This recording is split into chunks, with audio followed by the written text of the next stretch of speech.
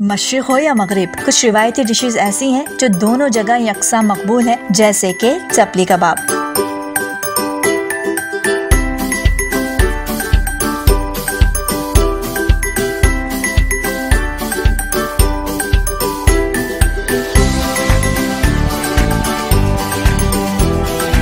ये कह सकते हैं कि चपली कबाब अपने मखसूस पख्तून स्टाइल और जायके के बाइस मगरिब में सबसे ज्यादा खाई जाने वाली मशरिक़ी डिश है। वैसे तो कबाब एशिया हो या यूरोप, हर खास और आम के मजेदार मेन्यू में शामिल रहता है, लेकिन चपली कबाब की बात ही कुछ और है। खालिसतन पख्तून स्टाइल में गोश्त और आटे का मुनासिब मेल और इसमें अनारदाना, साबित धनिया और दीगर मसालों की आमेज़िश के साथ चर्बी का तड़का इसको मुनफरिद बनाता है। यही वजह है कि ये अपने मखसूस जायके और शक्ल की वजह से आलमी कशिश रखता है।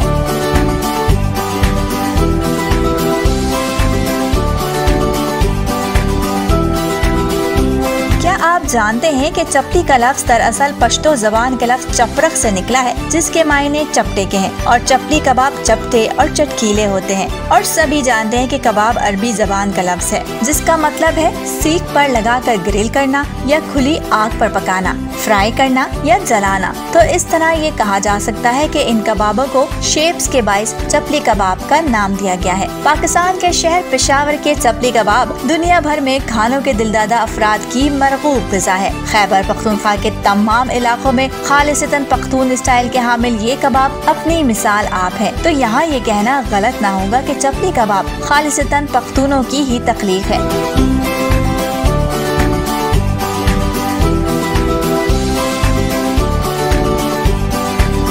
इसमें इस्तेमाल होने वाले अज्जा जिसका जिक्र वीडियो के आगाज में किया गया और बनाने की तरकीब पख्तून स्टाइल की है। वैसे अगर हम चपली कबाब पर जरा गौर करें तो हम आराम से जान लेंगे कि जो अज्जा इसमें इस्तेमाल किए जाते हैं उनका ताल्लुक अफगानिस्तान से है, जिसमें अनारदाना और साबित धनिया काबिल जिक्र है, जो कि कबाब के मुनफरिद जायके की अहम वजह है। इन अज्जा के इम्तिजाज से बनने वाले कबाब लजीज और बेहद मजेदार होते हैं।